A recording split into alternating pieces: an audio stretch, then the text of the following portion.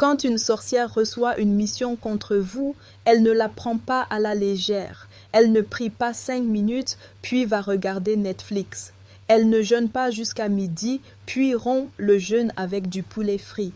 Quand une sorcière veut vous faire tomber, quand elle veut bloquer votre mariage, disperser vos finances, couvrir votre vie de malheur, elle entre dans une alliance de jeûne qui ferait trembler beaucoup de croyances. J'ai vu des sorcières jeûner 6 mois, 8 mois, voire une année entière sans goûter à de la nourriture cuite, ne vivant que d'eau, de fruits ou d'herbes amères. Elles changent complètement leur régime alimentaire parce qu'elles comprennent un principe écrit dans la Bible que la plupart des chrétiens ignorent. La chair doit être vaincue avant que l'esprit puisse régner. Galates chapitre 5 verset 24 déclare « Ceux qui appartiennent à Christ ont crucifié la chair avec ses passions et ses désirs. » La sorcière crucifie sa chair mais pour le mal. Elle fait exactement ce que la Bible vous a dit de faire, mais elle le fait avec une concentration démoniaque. Elle fait vœu de célibat, aucune activité sexuelle quelle qu'elle soit, parce qu'elle sait que les péchés sexuels ouvrent des portes et vident l'autorité spirituelle. Elle comprend que lorsque le corps est soumis, l'esprit devient tranchant comme une épée à 2 tranchants. Elle fait vœu de silence ou de très peu de paroles, car elle connaît l'Écriture qui dit que dans la multitude de paroles, le péché ne manque pas.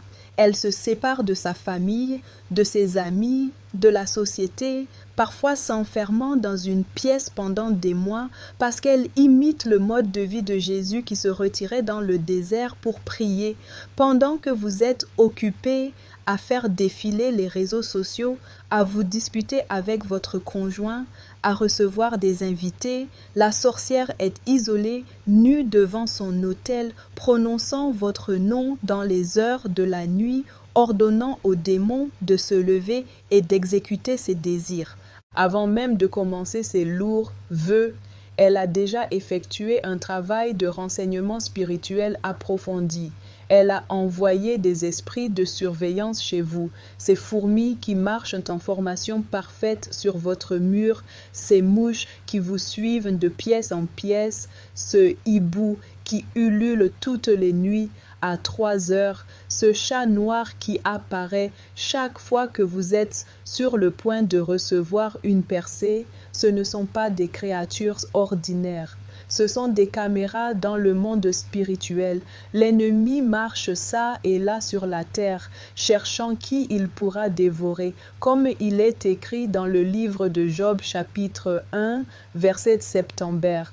Elle étudie votre vie de prière. Elle vérifie à quelle fréquence vous vous réveillez la nuit pour prier.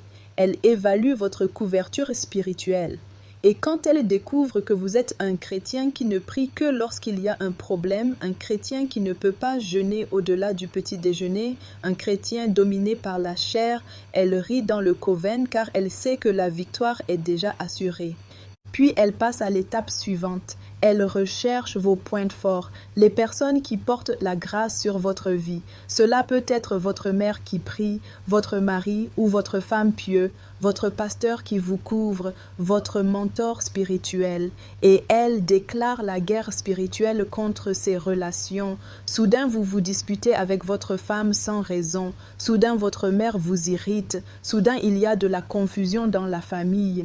Pourquoi? Parce que l'ennemi connaît l'Écriture dans Marc chapitre 3 verset 25 où Jésus a dit « Si une maison est divisée contre elle-même, cette maison ne peut subsister. » Pendant que vous vous battez contre les personnes même que Dieu a placées comme boucliers autour de votre vie, la sorcière est dans sa chambre secrète en train de préparer la flèche finale. Maintenant, elle porte son attention sur votre cœur. Proverbe chapitre 4 verset 23 nous avertit « Garde ton cœur plus que toute autre chose, car de lui jaillissent les sources de la vie. Votre cœur est l'autel de votre vie. Ce qui contrôle votre cœur contrôle votre destinée. » La sorcière recherche le péché non repenti, l'amertume que vous n'avez jamais pardonné, l'avortement que vous n'avez jamais confessé, le vol, les mensonges, l'immoralité, la jalousie, l'orgueil. Toute petite porte que vous avez laissée ouverte devient une autoroute pour les démons. Quand son esprit est pleinement chargé après des mois de jeûne, d'isolement et de discipline démoniaque, elle se tient devant son autel et parle. Et parce que sa chair est morte et que son esprit est vivant, tout ce qu'elle commande commence à se manifester dans votre vie. La maladie arrive, la perte d'emploi arrive, le rejet arrive, les cauchemars arrivent, vos enfants commencent à mal se comporter, votre entreprise s'effondre et vous courez de pasteur en pleurant « Homme de Dieu, je suis attaqué ». Mais laissez-moi vous choquer avec la vérité qui m'a libéré et qui vous libérera aujourd'hui. Les principes mêmes que le royaume des ténèbres utilise contre vous sont exactement les mêmes principes que le royaume de la lumière nous a donnés avec une puissance infiniment supérieure. La seule différence, c'est la consécration. Jésus a jeûné 40 jours et 40 nuits et a vaincu le diable dans le désert. Moïse a jeûné 40 jours 2 fois et a reçu les tables de l'Alliance. Élie a jeûné 40 jours et a fait descendre le feu du ciel. Esther a ordonné un jeûne absolu de 3 jours et toute une nation a été sauvée du génocide. Daniel a tourné son visage vers le Seigneur avec jeûne et prière pendant 21 jours. Et l'archange Michel a été dépêché avec la réponse dès le premier jour. Anne la prophétesse servait Dieu par le jeûne et la prière nuit et jour et a eu le privilège de voir le Messie bébé. Les sorcières copient les principes du royaume, mais nous avons quelque chose qu'elles n'auront jamais. Le sang de Jésus, le nom de Jésus, le Saint-Esprit, les anges de Dieu et les promesses de la parole.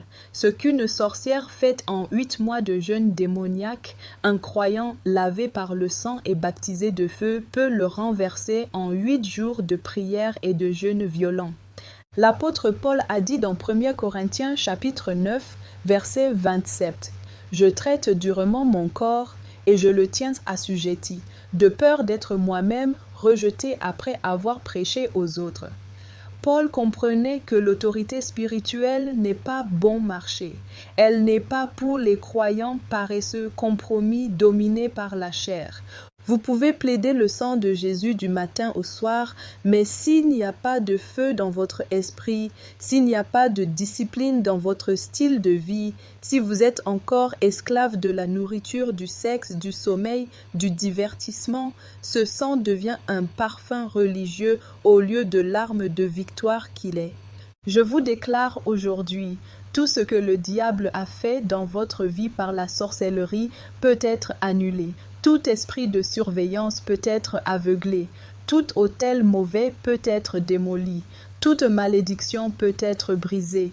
Toute chaîne démoniaque peut être brisée. Mais cela vous coûtera quelque chose. Cela vous coûtera la consécration. Cela vous coûtera la discipline. Cela vous coûtera la détermination. Cela vous coûtera une foi violente. Jésus a dit dans Matthieu chapitre 11, verset 12, « Depuis le temps de Jean-Baptiste jusqu'à présent, le royaume des cieux est soumis